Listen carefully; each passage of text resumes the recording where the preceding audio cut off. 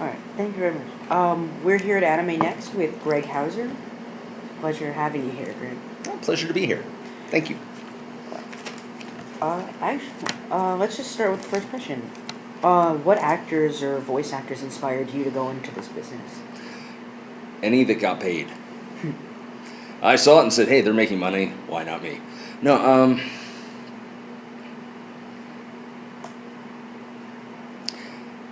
I can't put a finger on just one or two. I've been very lucky to have had the opportunity to um, talk to, chat with, learn from, or be mentored by folks such as the late Don LaFontaine would be a wonderful example. I've worked with guys when I was cutting my teeth doing commercial voiceover with Rich Orlow, who's actually he's local to here, and has done a bit of animation and tons of commercial work. Um, but also Dawes Butler. Um, I learned a little bit from him, but mostly from one of his students by the name of Bob Bergen, who's the voice of Porky Pig, um, and learned the concept of physicality within voiceover, and really just the ability to create characters utilizing those techniques. From an anime perspective, uh, there are there's several because most of the ones I meet are just wonderful people. The rest of them I've just like left in a ditch somewhere. Hmm. So that works out nicely. Um, but actually, back in 2005, Otakon 2005, I ran into Richard Epcar, and it was the first time I ever met Rich. And I had, as I was talking with him, I was like, I do voiceover too. I was like, but it's commercial and industrial. It's, like not animation, and, but I really admire what you guys do because I've been an anime fan since like 1978. Um, that's when, I was like 4 or 5 years old then. Uh, and I grew up listening to a lot of his stuff, and I was like, oh my God, like this is amazing. Um, and at the end of that convention, it's it counts 3 day convention. Um, he autographed, gave me a headshot, autographed it for me. I didn't ask for him to do any of the stuff he did for me that weekend, but it seemed like we just constantly were running into each other. Eventually, I was like, I swear to God, I'm not stalking you. Um, and he was like, one of these days, why don't you think about trying this? And I was, it took a while for me to get around to it, and I still be the first to say I'm a noob, because I get smaller roles. I mean, I live in Philadelphia; it's not exactly a hub of anime. Um, but yeah, I mean, from the anime perspective, I'd say he was one of the first and definitely one of the biggest motivators. It's great. Did you always plan on, going into voice work, or was there like an initial plan You, for you know, career? it turns out I have a face for radio, which my wife likes to remind me every once in a while. Um, I've had people disagree with me on this, but I truly believe that it's not one of those things where you just kind of wake up and go, I want to do voiceover. There were a lot of things that I did that when the time came and I finally found myself in the booth, I realized that all of these other things that I had been doing, I could leverage to be a better voice actor.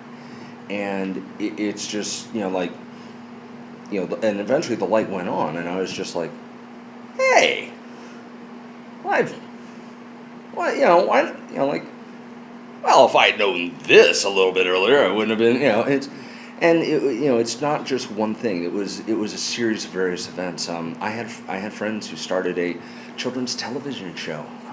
They actually created a studio down in New Zealand. And I had the opportunity that was where I got cut my teeth on voiceover for the first time, because they needed someone who had an American dialect. And they're all running around going, well, we need somebody who sounds a little older.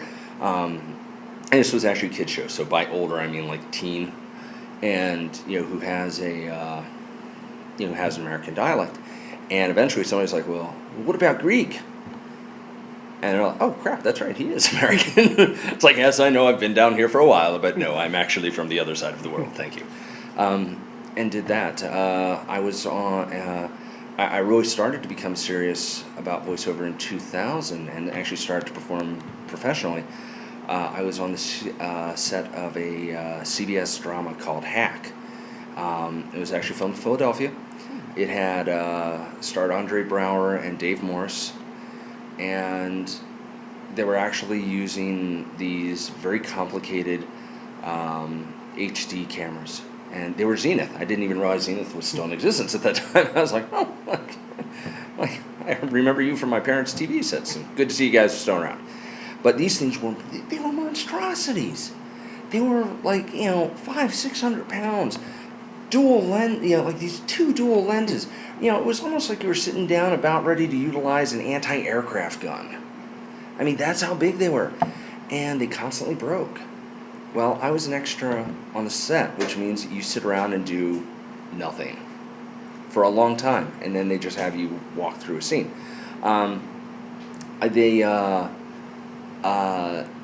Well, since I'm staying around and have nothing to do, well, I've got these manuals here for this damn camera, so I started reading them. And, I have a very technical background, so I was able to understand what they were asking for. And eventually the damn things broke, and while we're sitting around there and they're all fidgeting, I'm like, hey, have you guys tried this? And they're just like, yeah, whatever, extra, sit down. And it didn't work. And I come up again, because I'm just like, look, dude, we've been on this shoot for like 4 hours. It's a 30-second shoot, and it's TV. Let's go. It's like, I know I'm an extra, but I'd like to go home while I'm still alive. I was like, my getting ready to watch my girlfriend put my picture on a milk carton. Like, have you seen this, man? There you go. And eventually somebody was like, well, all right, let's, just try it and shut them up. They tried it and it worked. And they were like, well, how did you know to do this? Real simple. I read the instructions. It's amazing how that works. And next thing I know, they're like, no, you keep coming back. And they kept having me come back for the show, and to like throw me a little bone if they had something that required voiceover in the background, like a TV announcer on the TV or something, some kind of ADR that was required. They'd go with the sound guy, go and do it, and I would do it. And like at the end of the first season, one of their sound guys actually pulled me aside and was like, "Did you ever think about actually pursuing this?" And I was like, I never really gave it a lot of thought. And he was like, you really ought to try. And so I just kind of went from there. And I studied acting. I went to voiceover classes. And I got very good in the Philadelphia region. Then I went up to New York and got my butt kicked because it's a different market and very competitive. And said, hey, I need to train more. I need to train harder, and just, unfortunately, I'm very stubborn and stupid. So, I, like when I run into something like that, my response is to just keep working harder and to pay attention to what I'm doing wrong, so that I can stop doing that thing wrong and start getting booked. And eventually, it was enough. I like to say I wore them down. It's like, you got better. No, I just wore them down. If we cast him, he'll go away. Jesus, dear God. But no, I started to get cast for more stuff, and we just kind of went from there. And I mean, as far as being involved in anime voiceover, I had been friends with so many people at Funimation for years. I was part of the volunteer program when they first started. I would go down to the studio to say hi, just because I knew them, and they knew I did voiceover. And one day they needed just a bit of wallet, and I went in, and apparently it was good enough they didn't throw me out. So they were like, no, try this now. I'll try this. I'll try that. And next thing I knew, my name was in the credits for one of their movies. So yeah, it's been a crazy ride, but it's been fun. It's good. Did you start off as thinking you were going to go into engineering, or did you just pick things up as you did more acting? Well, I have to say I grew up to be a disappointment to my parents. because they wanted a doctor or a lawyer. And instead I was like, no, engineering and information technology. Ha ha, I'll show you. Which is actually funny because my father is a mechanical engineer. But I still, if I'm not in the booth, I still work in the technical fields. Oh, wow. Some of the audio equipment in my home studio is stuff I've designed. Oh, wow. There's, there are a few items where I have patents pending on that equipment. For the voiceover workshop, the 3-day VA workshop that Bill Rogers and I do with Mark Swint, occasionally it's half of that stuff is stuff that I've just built. It's one of those things where yes, I do perform as an actor, but and I am invited as a voice actor, but that technical side becomes very handy.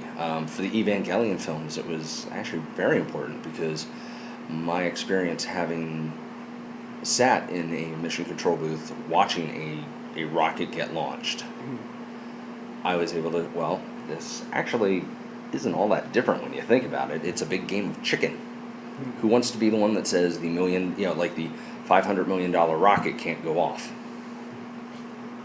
Who's the one who wants to say that the giant robot can't launch and all of humanity is destroyed? Again, it's a big game of chicken. And brought that intensity to it, and they were like, oh, hey, this actually works. Keep doing it. So, yeah. But yeah, I mean, I consider myself very, very lucky. I have, and I don't know why I've had this luck in life. I swear there's, this is one of the reasons why I try to do these workshops and do all this stuff, because I know I have a karmic debt to pay back. There are two things that I am extremely good at, that I love to do, and I'm very fortunate enough to make money doing them both. Yeah. And so I'm just like, I shouldn't be this lucky, I shouldn't be having this much fun with life, so, I've got to pay it back. Yeah. But that's great, as long as you enjoy it, Oh, yeah. you're good at it. You're very good at it. Well, it depends upon who you talk to, but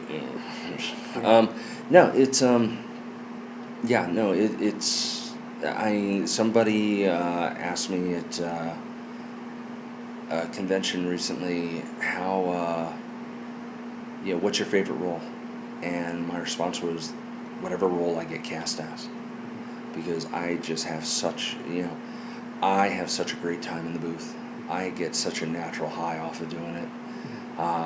And a big part of that is I have a lot of fun being able to be these different types of characters and these different things. And then I get to see whether it's commercial, industrial, or anime, but especially when it's anime, because that's more open, that gets a lot more publicity than anything else. It's to see the reaction that, other people have, and it'll be like, oh my God, I really enjoyed this, I really had fun listening to it, and they may not even know it's me, and half the time they don't, which is, I'm okay with, but it's just like, you guys had, did you have fun? Yeah, right, like, that's awesome, like, then I did my job well. Are there any dream roles that you'd, want to pursue? Like, whether an anime or TV, movies?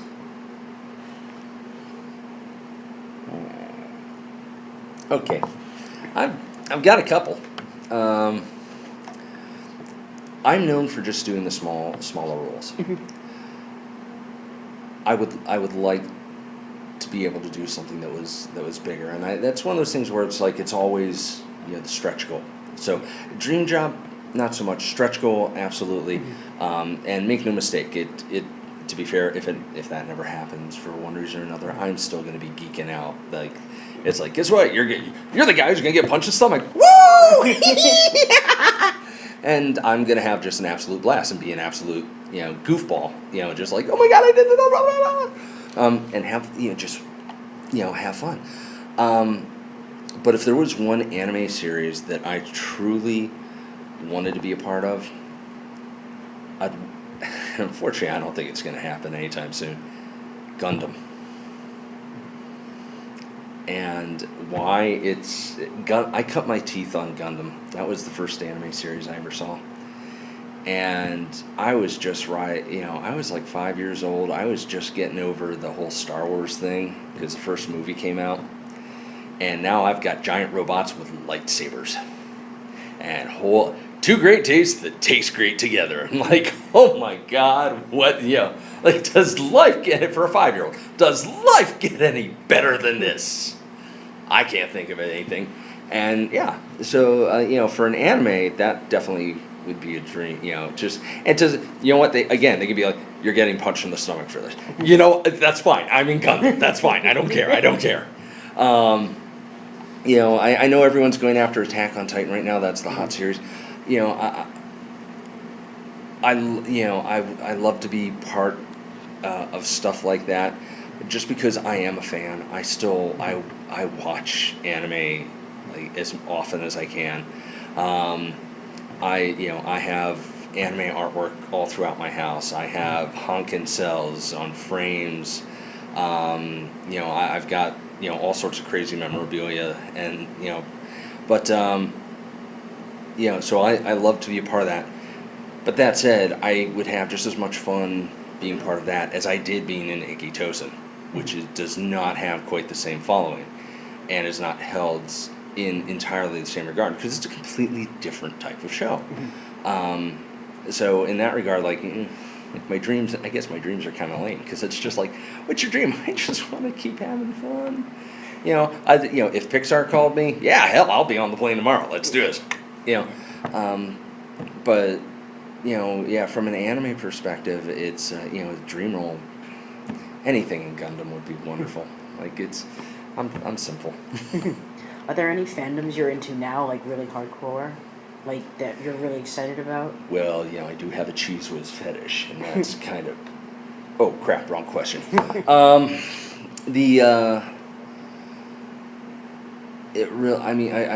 follow. As far as the fandom goes, I'm for anime in particular, or just like anything. Can be TV. Game of Thrones. I was gonna say, love Game of Thrones. My wife and I watched that quite a bit. Homeland. That was really nice up until the current season. I have no idea where they're going with that show. There's actually a really cool one called Strike Back on Cinemax, which I have to say, if you haven't seen it, it's actually pretty cool. From an anime perspective, Attack on Titan right now, but I still catch myself going through old episodes of Naruto. I right now am on a real kick for Meisani Koku, and just going through that. I couldn't help myself but to buy 3 or 4 copies of the Bubblegum Crisis Blu-ray. So, I'm waiting for that to come out, and I'm just gonna marathon that. Yeah, and just but yeah, those are the things I'm into. That's great. Since we have to wrap up, one more question. Sure. Any words of inspiration or advice that you'd give, fans, whether for life or voice acting? Actually, this is a bit for both. This is something I was actually talking to somebody about here at Anime Next. One of the biggest problems voice actors have, especially in the beginning, is a phrase that's and the phrase that's utilized for it is called getting inside one's head. And they start to, instead of performing, they start to worry about various things like, oh, how does this sound? Oh, they'll read the copy, and all of a sudden it's like, oh, well, I could have said that word better. No. Well, now they're thinking about that instead of performing the copy. The big thing is that one of the best ways to get past that is to just realize that you're good enough as you are. If you want to change something, that's up to you. Maybe you'll succeed, maybe you won't, but it's that journey that's going to make you the better person overall. Life is kind of the same way.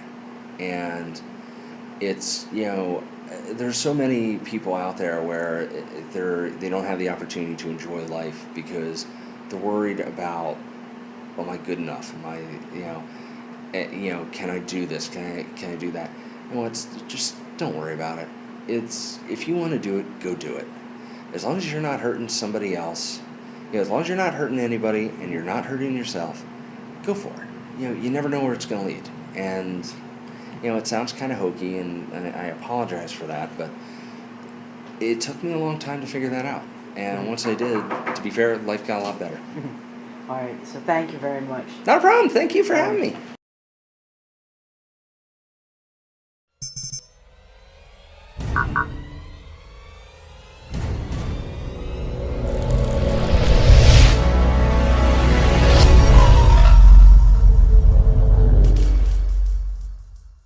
WeRiseMag.com